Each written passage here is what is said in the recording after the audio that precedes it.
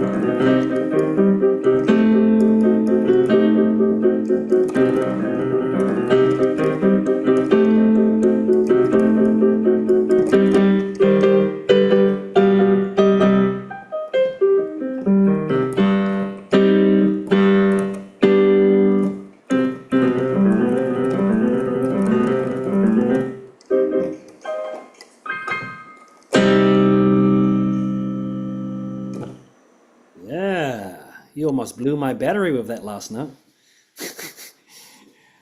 Great. Congrats, Finn. How was that performance for you? Um, I feel like I sped up. You're like, maybe. So, at what stage in the performance did you realize that you were going a little too fast? This part. Right. Yeah. So tempo is a pretty important thing to establish before you play. Yeah.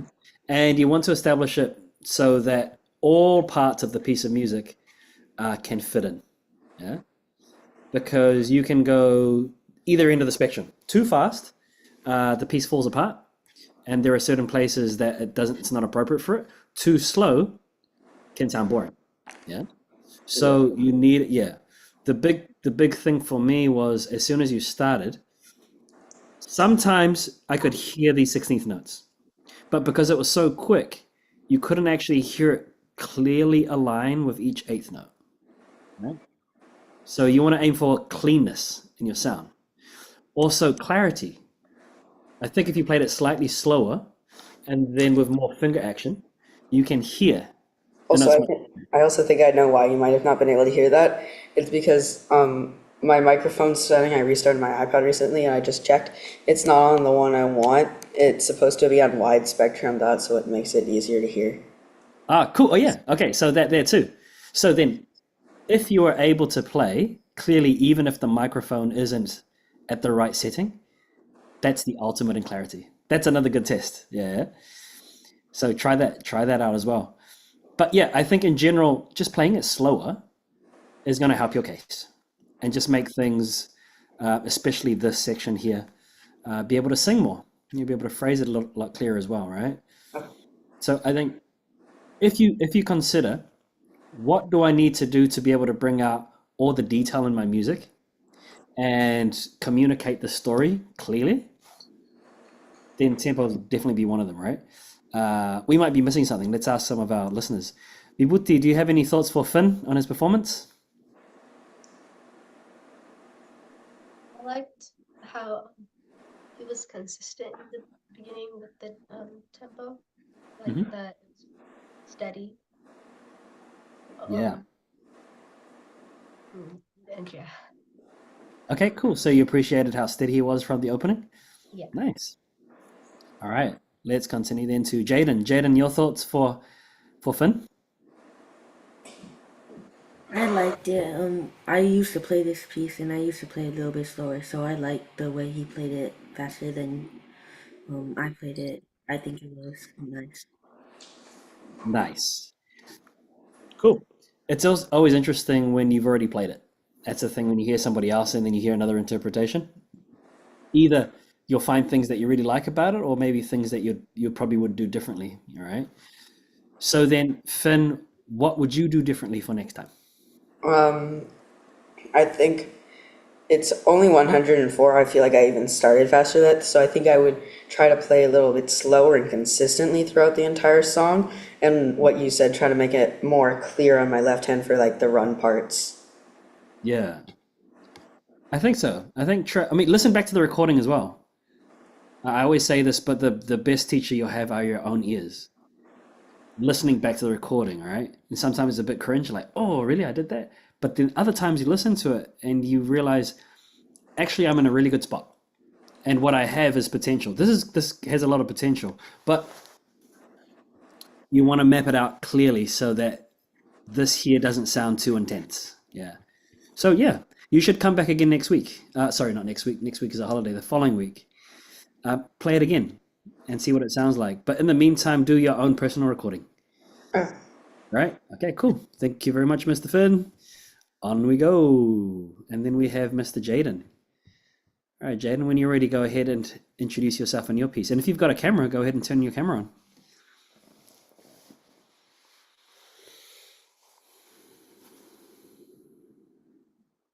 My name is Jane Jabor, and I'm going to be playing Sonatina. By who? Clementi. Yeah, nice.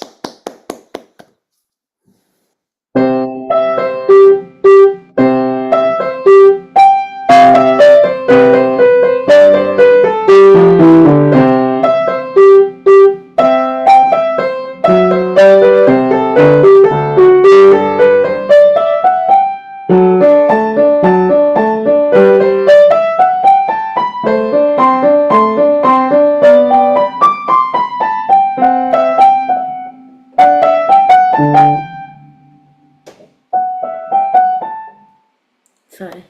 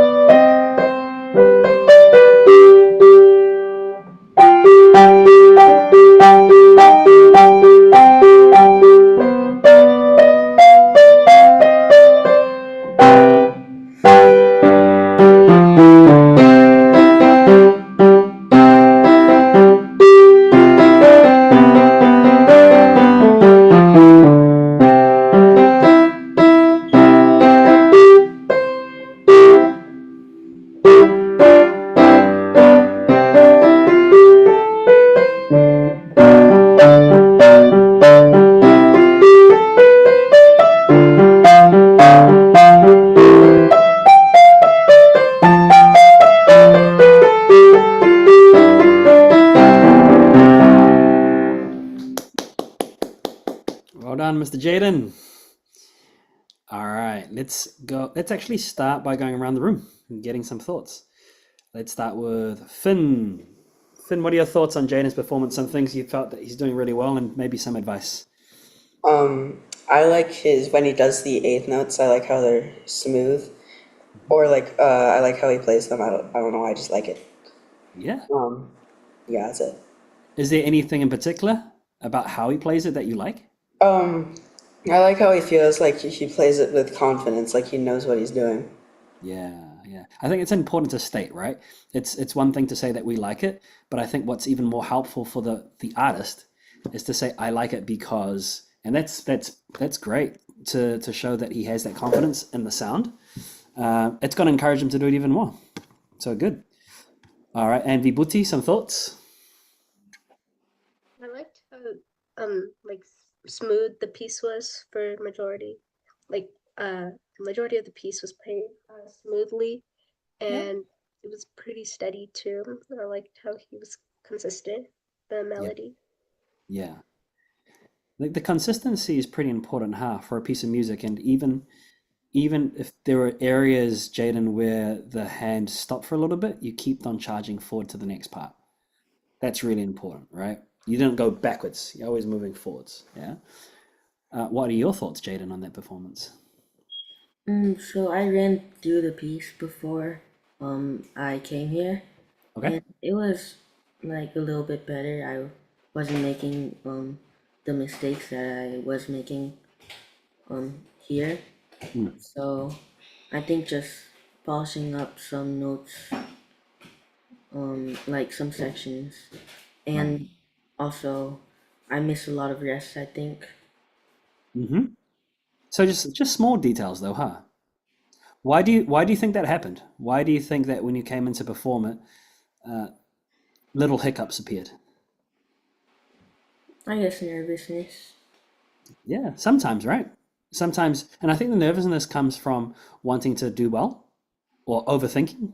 Right? These are some of the things that happen when we get nervous, and that's perfectly fine. That obviously shows that you care. There are a couple of spots like this here, da da da da da da da da da da da da, right, where there was slight hesitation. What can you do to smoothen this out when you practice? I think just going through the section a couple of times till I got it perfectly. Yeah, that's one way. But I think the other thing is you want to play it through again and figure out, is it a fingering issue? Like, for instance, this crossover is one thing, right? And also paying attention to exactly what's happening. Like, it's going up by skip, and then it's going down by steps. Then there's a crossover, and then there's all sorts of going up and down here, right? Why is it important to analyze this? Why do you think?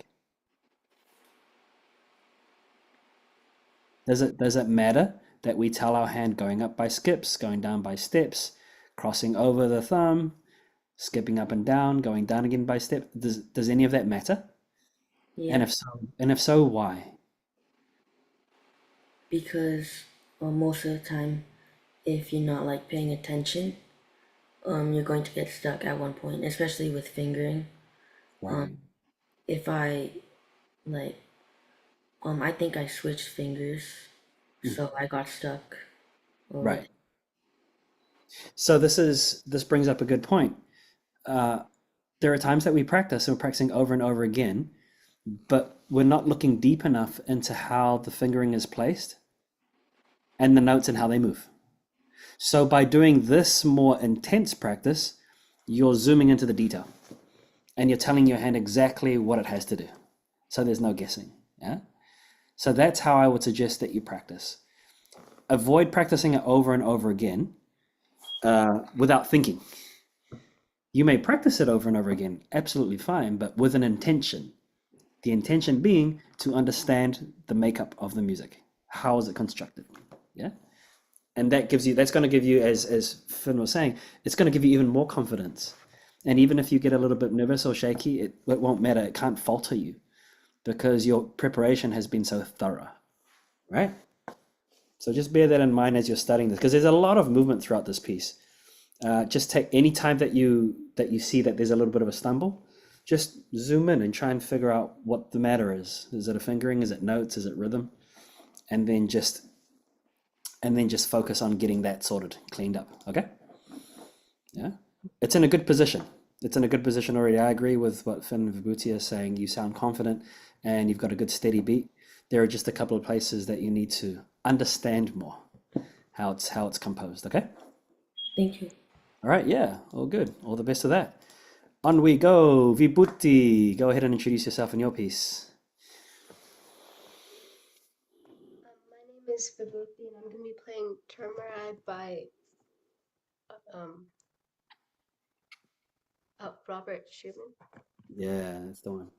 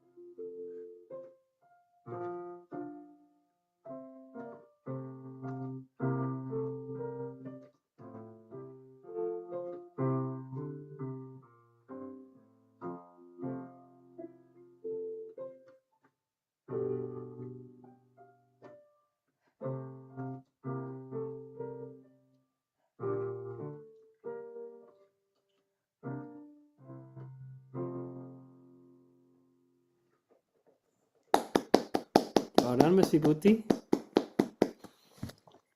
How's that performance for you? Um, I think it was okay in the beginning because I tried to play a memorize, but then some way through the piece I like chickened out, so then I went back to the music. I was right here, right? Yeah, Literally bang in the middle of the piece. You should have just kept going. You should, because I think you went back to here, right? yeah. Dun, dun. And then I was like, oh, she's at the end. That's fine. That's fine. All right, cool. So these are things that you can clean up and just solidify in your memory. Yeah. What other thoughts do you have musically with how you play this? Um, I like. I think when I was practicing, I played it a bit faster than it should have been, so I think I slowed down here and Hmm. I tried to play it steadily. I think. Yeah. I think for the most part, it was steady. However, if you made it slightly slower, it would allow more time for the music and the phrases to breathe. Right. I mean, even the character itself, like Traumerei means dreaming in German. So things like this here, hold them for their full value. One and two and three and four and right. Feel the eighth note beat. At time when you listen back to this recording, you'll hear that sometimes you would play this and then you jump straight to the chord, Mm. right? So by slowing down, it allows the ear to adjust. We've got a note and then a chord. Sit. Then we slowly climb. Ba-da-da-da-da. And when we get to the top of the mountain, brum, you see the view. Sit.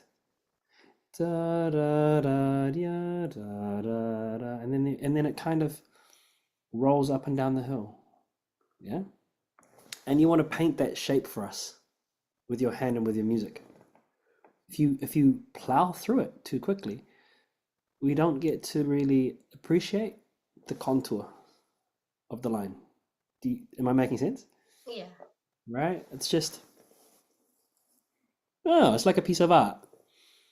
And if you're with an art teacher or someone at a gallery, and they walk you through, look at these colors and look at these different layers, and they point things out in the painting that you wouldn't normally see. You're just like, oh, cool, it's a windmill in a garden. Like, no, it's a lot more than that.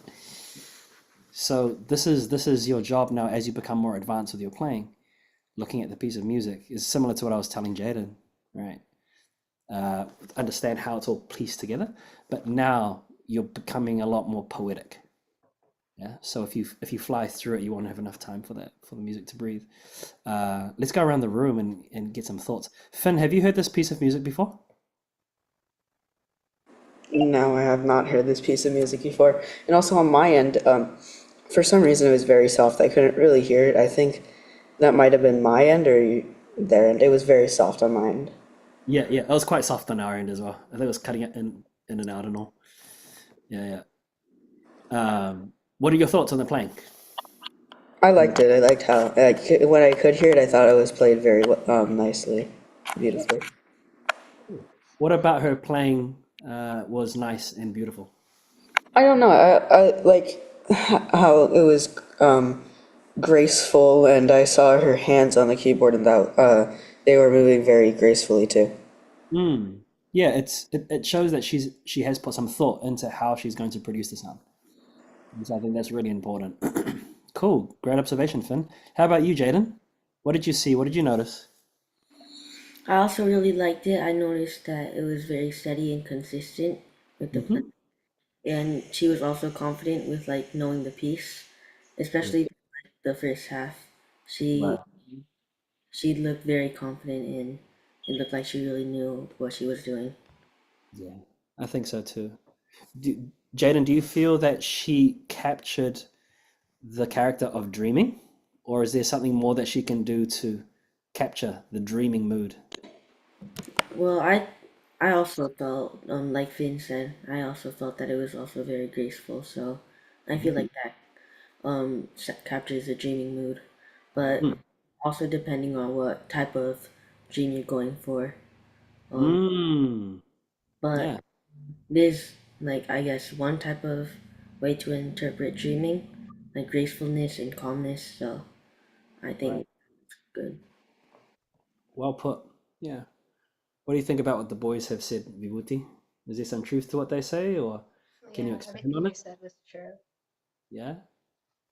Yeah. I mean, playing music is all very subjective, isn't it? Everyone is going to have a different take. But I think what we need to do as artists is to figure out, do our very best to obviously play everything that's on the page as respectively as we can to honor the composer. And number two, dig deeper about the character. Like, what do you think it might mean to play a piece that's dreaming or to play a piece that is joyful or whatever the mood is? And ask yourself all of these questions because they will inform how you sit down to practice. Practice won't become boring anymore. It becomes quite real that you're taking a piece of music that's over 100 years old and you're figuring out a way, just using your fingers, to paint pictures and colors with it, right?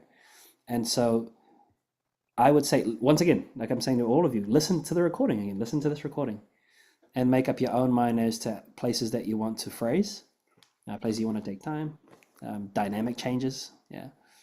And also figure out how to solidify your memory for this, yeah, right? Just put yourself to, it might just be as simple as writing in B flat or F to B flat, right? Something that you'll remember because it'll be different for everybody, yeah.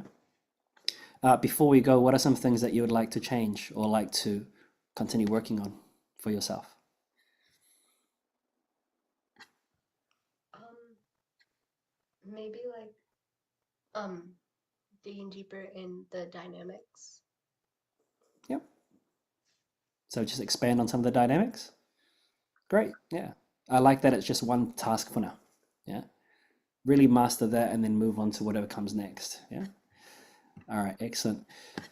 Well, everybody, thank you so much. Each one of you have such very clear, comprehensive comments and critique of one another. It's really good. Continue doing so anytime that you come into performance seminar, but most importantly, just for yourself. Question everything that you do and figure out ways that you can continue leveling up, okay? All right, thank you so much for your time. Have a wonderful evening, and we'll see you guys again soon. Thanks, EPT. Thanks, Jaden. Bye. Thank you.